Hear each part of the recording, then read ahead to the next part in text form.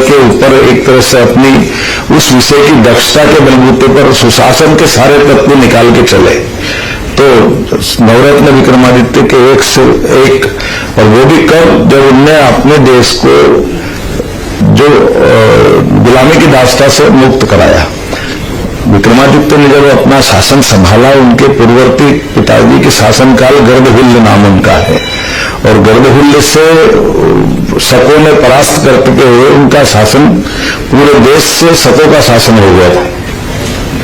और देश भी वर्तमान का नहीं, अभी वर्तमान का भारत तो है ही, आसपास के ऐसे कई सारे देश जो रोम तक चले जाते, वो सब विक्रमादित्य के शासनकाल में अपने पुरुषार्थ से सारे विदेशियों को हटा करके उन्होंने सुशासन की स्थापना की। और स्थापना करने के बाद शासन के साथ जुड़ करके अच्छे सुनाम धन्य विषय के विशेषज्ञों को भी जुटा करके नवरत्नों की मालिका बने। नवरत्नों की मालिका से तात्पर्य था कि उनकी कैबिनेट के अलावा भी कैबिनेट के साथ में 9 लोग मिलकर के विक्रमादित्य उसमें हो या न हो, वो शासन के सारे निर्णय लेने में समर्थ थे। इसको इस प्रकार से समझ सकते हैं कि काल के प्रवाह में कोई कारण से विक्रमादित्य अगर नहीं है तो भी शासन सुचारू रूप से चलता जाएगा। ये हम अपने परवर्ती काल में, अर्थात अभी 300 साल पहले शिवाजी महाराज के भी अष्टप्रधान की पद्धति में भी देख सकते हैं। जब शिवाजी महाराज ने भी अष्टप्रधान पद्धति लगाई तो सरकार में शिवाजी भले आगरा की जेल में औरंगजेब के वहां थे, लेकिन शासन के सूत्र में कोई कठिनाई नहीं आई। तो ये जो बाद के काल में भी शासन की व्यवस्था चलती रहे, ये अपने लिए उल्लेखनीय उदाहरण है जिससे हमको समझ में आएगा। फिर आपने सबने देखा ही कि दानशीलता, जिसका मैंने उदाहरण दिया, दान इतना देना कि सब कर्ज मुक्त कर दे। वीरता ऐसा कि अपनी जान की बाजी चुटकियों में, हर व्यक्ति की कष्ट में सबसे पहले शासन के मुखिया भी दिखाई देते हैं, बाकी भी देते हैं। इसलिए आपने सबने सुना होगा कि विक्रम और बेताल की कहानी, सिंहासन बत्तीसी की कहानी, राजा भोज और विक्रम का सिंहासन। यद्यपि भोज और विक्रमादित्य में 1000 साल का अंतर है दोनों में। विक्रमादित्य 1000 साल पूर्व भोज के हुए, लेकिन शासन चलाते चलाते वो अपने शासन की इतनी सुव्यवस्था स्थापित कर लिए कि हर एक को की इच्छा होती थी कि वो विक्रमादित्य के समान शासन करे। तो विक्रमादित्य की शासन की विशेषता बताने के लिए पुतली का प्रतीक लेते हुए बेताल पच्चीसी की कहानी, विक्रमादित्य की सिंहासन बत्तीसी की कहानी, ये जग जाहिर है, आज भी पूरी दुनिया के सामने है। और एक और महत्व की बात है, ऐसा कहते हैं कि विक्रम का मूल नाम तो सहसांक है, उनका नाम सहसांक है, लेकिन जो उल्टे क्रम को सुक्रम में बदल दे उसको विक्रम कहते हैं। और आदित्य में सूर्य समान, तो विक्रमादित्य उपाधि है मूल पहले राजा के, आदि विक्रमादित्य का। तो आदि विक्रमादित्य की वो जो उपाधि है, वो उपाधि से बाद में भी हर राजा की इच्छा होती थी कि वो, इसलिए हमीर तक लोगों ने अपने आप को विक्रमादित्य से जोड़ा। लेकिन आदि विक्रमादित्य तो एक ही है, और उनकी राजधानी उज्जैनी थी, ये हम सब जानते हैं। तो जब ये विक्रमादित्य के अभी यशस्वी प्रधानमंत्री का शासन हमको कई मामलों में सुशासन की तरफ जाता दिखाई दे रहा है, तो ऐसे में हमारी विरासत में ऐसे आदर्श उदार राजा, वीर राजा, सभी प्रकार के कुशल प्रबंधन वाले राजा, जनहितैषी जन कल्याणकारी योजना वाले शासन की कल्पना करते हैं। और एक महत्व की बात, विक्रमादित्य के काल में भी उनने अपने आप को जीते जी कभी राजा कहलाना पसंद नहीं किया। उनने अपने को गणराज्य का नायक कहा गया। जैसे माननीय प्रधानमंत्री जी अपने आप को जनता के प्रधान सेवक के नाते से जानते हैं, ऐसे ही वो जो अपने आप को जिस भाव से रखा है, उनकी शासन के अंदर तो बिल्कुल सम्राट की उपाधि है। अगर उनको देखा जाए तो इतना बड़ा सुशासन का उनका संसार, लेकिन उन्हें अपने आप को जीते जी जनता का सेवक करके जाना गया। तो गणतंत्र की स्थापना अगर किसी ने की है तो ऐसा माना जाता है कि 2000 साल पहले विक्रमादित्य ने भी की। तो ऐसी बहुत सारी चीजों को जोड़ करके कहा गया, और ये एकमात्र राजा जिसको भारत के सभी राज्यों के अंदर विक्रमादित्य और उसके सारी किस्सों को जनता के दिलों पर आज भी विक्रमादित्य सहजता के साथ उपलब्ध है। ये जरूर एक बात है कि हमारे जो भी पुराने व्यवस्थाओं के आधार पर या पश्चिमी बुद्धिजीवी का की जो एक दौड़ चलती है, तो विक्रमादित्य को पाठ्यक्रम से पहले तो पाठ्यक्रम में भी थे, कोई पाठ्यक्रम में कभी रखा कभी नहीं रखा, कई बार बहुत सारी बातें हुई। फिर एक उनके नाम के कई हुए तो लोग कहते कौन से विक्रमादित्य, ये या वो, ये 50 तरह की बात आ गई। तो हमने आज से लगभग 20 साल पहले मध्य प्रदेश सरकार के द्वारा विक्रमादित्य रिसर्च इंस्टीट्यूट की स्थापना की है, जो विक्रमादित्य के ऊपर लगातार रिसर्च करा रही है। फेलोशिप 6 प्रकार के दे रहा है, जिसमें हर साल उनकी जिसकी फेलोशिप जमा होती है उसका पुस्तकों का प्रकाशन करा रहे हैं। उसमें पुरातत्व की सामग्री का भी संग्रह कर रहे हैं। इस आधार पर हमारे डॉक्टर भगतलाल राजपूत जी निदेशक बने थे, बाद में भारत सरकार ने उनको पद्मश्री भी दिया इसी काम के कारण से, विक्रमादित्य के जीवन पर अच्छे रिसर्च और अच्छी पुस्तकों के कारण। तो जितनी बातें मैंने कही और एकदम से ध्यान में सुनने में अच्छी भी लगती है, लेकिन थोड़ा इतिहास की चीजें हैं, तो अब ये सबको दृश्यमान रूप में कैसे लाए, सबके सामने कैसे आए, तो इसको महानाट्य का मंचन करते हुए आपके सामने लाने का प्रयास किया है। ये महानाट्य का मंचन लाल किले के ऊपर होगा तो आपको दिखेगा कि विक्रमादित्य काल के एकदम से युद्ध के दृश्य हैं। तो युद्ध के दृश्य में इधर से घोड़े दौड़ते आ रहा है, इधर से घोड़े दौड़ते आ रहा है, और आमने सामने तलवारों की जब झनकार होगी तो हमको लगेगा कि एकदम जैसा नाटक का मंचन, जिस मंचन पे केवल कल्पना होती है वो दृश्य साकार होता दिखाई देगा। विक्रम बेताल हमने सुना ही सुना है, लेकिन बेताल आपके आंखों के सामने अट्टहास करता हुआ दिखाई देगा, जिससे हमको विक्रमादित्य के उस युग में पहुंचने का आनंद आएगा। विक्रमादित्य के जीवन में ये सारे रस जो वीर रस से लगा करके सारी चीजों में आप आनंद के साथ दिखाई देंगे। तो ये एक ऐसा अवसर है जो कई बहुत चुनौतियों भरा भी है, लेकिन इसकी खास बात यह कि इससे जुड़े हुए कलाकार जो है लगभग 250 से ज्यादा कलाकार हाथी घोड़े ऊंट पालकी के साथ पूरा दृश्यमान रूप दिखाई देंगे। और वो सारे लोग हैं जो इस खासकर विचार के आधार पर जुड़े हुए लोग हैं। कोई डॉक्टर है, कोई वकील है, कोई इंजीनियर है, कोई अलग अलग प्रकार के व्यवसाय करने वाले लोग हैं, लेकिन मिशन के लिए वो सब महानाट्य में पात्र बन करके इस विषय को जनता के सामने लाना चाहते हैं। तो मैं अपनी ओर से मध्य प्रदेश सरकार की ओर से यहाँ हमने दिल्ली की मुख्यमंत्री श्रीमती रेखा गुप्ता जी वो एक तरह से इस पूरी व्यवस्था में वो दीनदयाल शोध संस्थान, संस्कार भारती, ये सब लोग मिलकर कर रहे हैं। हमारा तो इतना ही काम है कि एक कालजयी रचना बनी है, तो कालजयी रचना को संस्कार भारती के माध्यम से विक्रमादित्य शोध पीठ ने उपलब्ध कराने का प्रयास किया है। लेकिन दिल्ली भारत का दिल है और ये हमारा वर्तमान का स्वर्ण काल चल रहा है एक तरह शासन का, तो इससे हमारे अतीत के गौरवशाली नायकों को जनता के सामने लाने के लिए इससे अच्छा कौन सा अवसर हो सकता है। तो हम मान के चलते हैं कि आज के इस वैश्विक जगत में हमारी गौरवशाली विरासत को सबके सामने लाने के लिए एक उल्लेखनीय है कि मध्य प्रदेश में इसके पहले भाग्यनगर हैदराबाद में भी हमारा 3 दिन का शो किया था, जहां ये सारी बातों को हम लेके गए थे। भारत के हर राज्य में विक्रमादित्य को उतने आदर सत्कार मिलता है, लेकिन दोबारा सब राज्यों में जाकर के विक्रमादित्य उस काल को हम जीवित करने का प्रयास कर रहे हैं, जिसके आधार पर एक बार वैसे महानायक को पुनर्स्मरण कराया जा सके।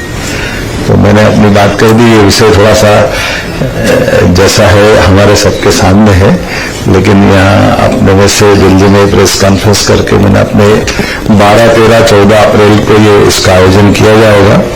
और खास करके मैं ये सम्मत के प्रवर्तन के अवसर पर भी बात की है और हम अपने गौरवशाली अतीत को सबके सामने ला करके आपके बीच में बात करने का प्रयास किया। उम्मीद करेंगे कि 2100 साल पहले के एक ऐसे अद्वितीय नायक को सबके बीच में पा करके आनंद होगा।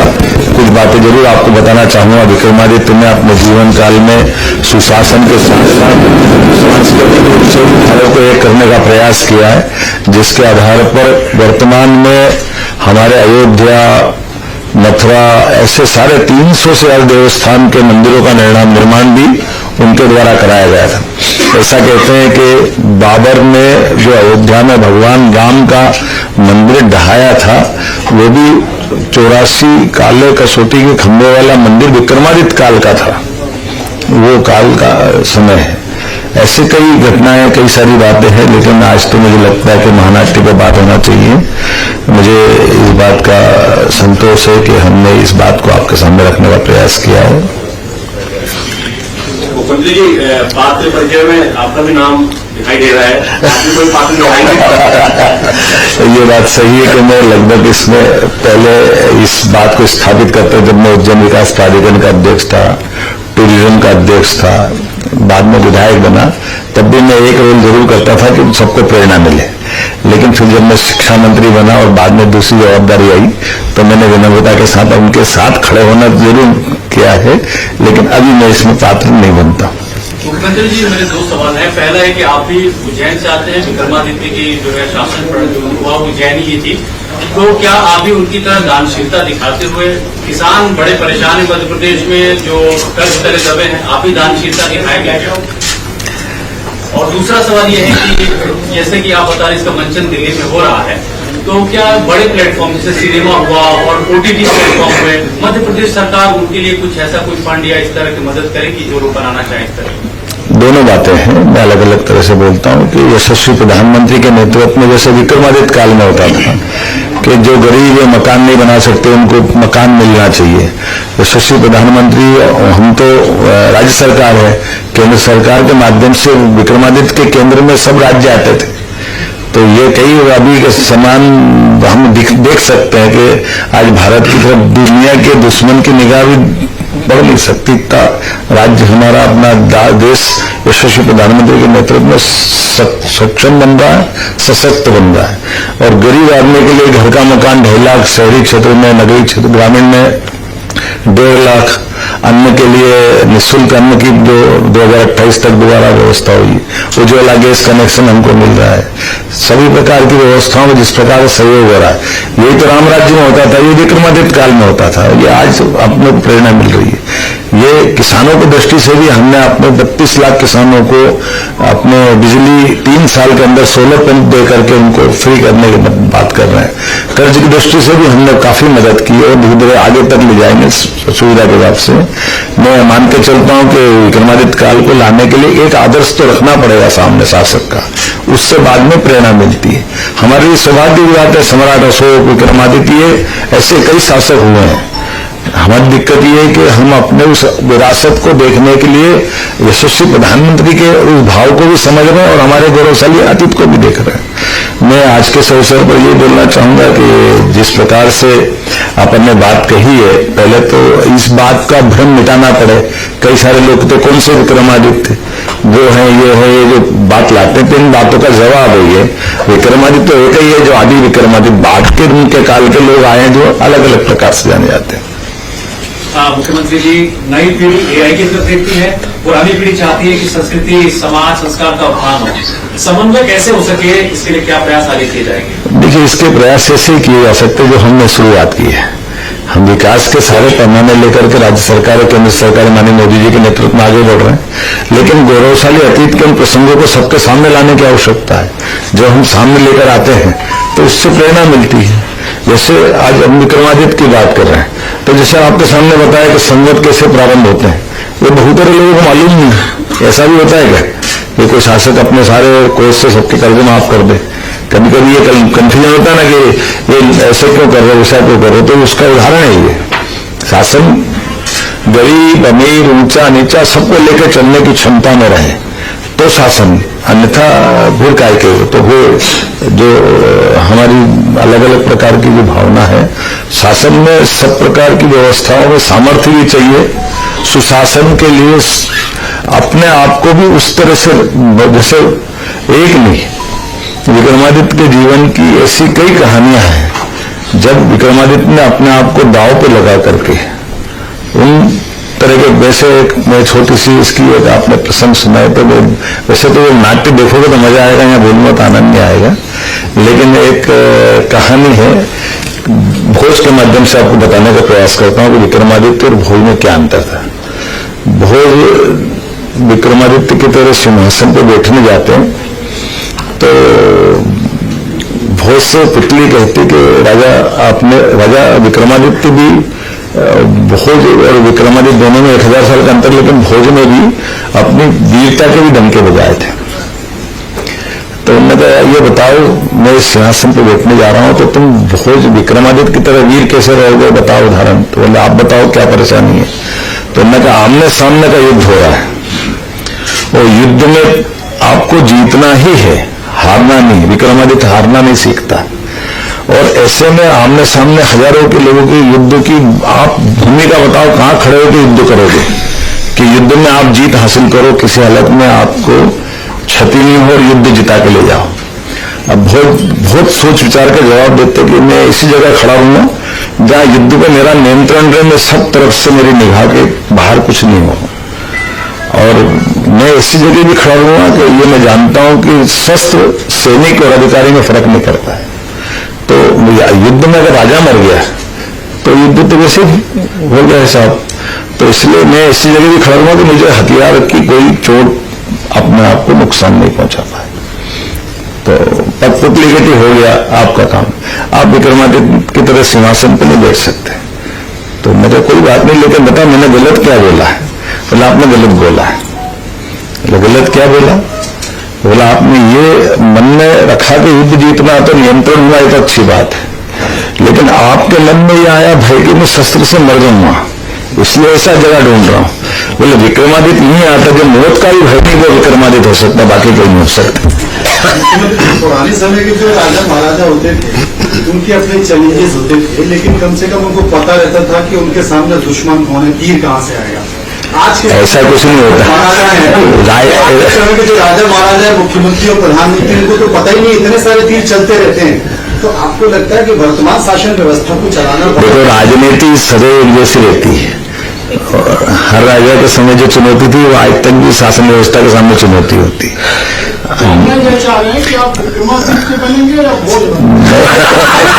मैं तो मैं विक्रमादित्य बनूं ना भोज बनूं, मैं मुख्यमंत्री बनूं। लेकिन ये अतीत के गौरवशाली प्रश्नों को लाने का अभियान है, मुझे लगता है आप सबका समर्थन मिलेगा। ये एक तरह से मैंने इस विषय को इस तरह से दिया है और जैसे हमने कहा कि हमारे सबके स्लोगन है विरासत से विकास की ओर, तो अतीत के गौरवशाली प्रश्न को लेकर आए। ये जरूर मैं बताना चाहूंगा कि विक्रमादित्य ने ऑब्जर्वेटरी पे भी काम किया, वेधशालाओं पे। तो ईरान में उनने अपनी वेधशाला बनवाई थी। इराक की लाइब्रेरी में उस स्वर्णिम काल को स्वर्ण पत्र पहले की स्थिति में जब आमतौर पर जो अच्छी चीज लिखी रहती भोजपत्र पर लिखी रहती, लेकिन और अच्छी बात रहती तो उसको स्वर्ण पत्र पर रखवाने की परंपरा थी। विक्रमादित्य के उस काल को मक्का के अंदर लाइब्रेरी में आज भी वो पत्र मिलता है जिसमें विक्रमादित्य का उल्लेख है कि वो एक ऐसे शासक है जो अपनी प्रजा को तो सुशासन में ले ही जा रहे हैं, लेकिन उसके अलावा भी बाकी आसपास के देश के लोग भी उनके रहते हुए आनंद और आराम में रह रहे हैं, उनको कष्ट नहीं है। ये उनका अच्छा पक्ष दूसरे भी लोग उल्लेख करते हैं, ये महत्व की बात है। तो मुझे लगता है कि काफी बातें हुई। अब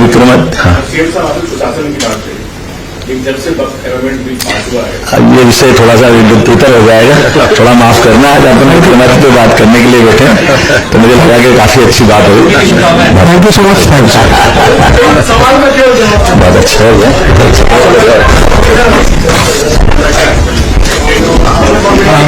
और विरासत से जब गर्व की बात करते हैं तो हमारे मध्य प्रदेश के संदर्भ में सम्राट विक्रमादित्य का 2000 साल पुराना उनका अपना एक किरदार पूरी देश और दुनिया के सामने आदर्श रूप में दिखाई देता है।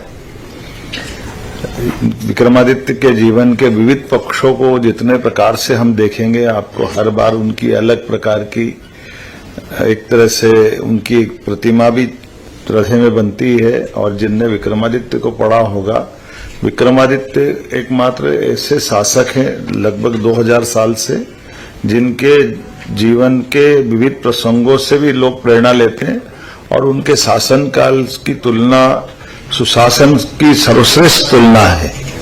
इस नाते से उनने जो जो प्रयोग किए, जिस प्रकार से जीवन जिया, जो जो उनने काम किया और उनके अपने उस काल के दरम्यान में जो उनने अपने शासन में प्रयोग किए, वो प्रयोग भी बहुत अद्भुत रहे हैं। जैसे हम सबकी जानकारी के लिए हमारा जो संवत है ये विक्रम संवत है आमतौर पर जो ईस्वी सन और हिजरी संवत है, ये संवत और सन के साथ जो अंतर है, ये भी हमारे समझने की बात है कि हमारा संवत ये पुरुषार्थी है, अर्थात ये किसी की जन्म और मृत्यु से नहीं जुड़ा हुआ है।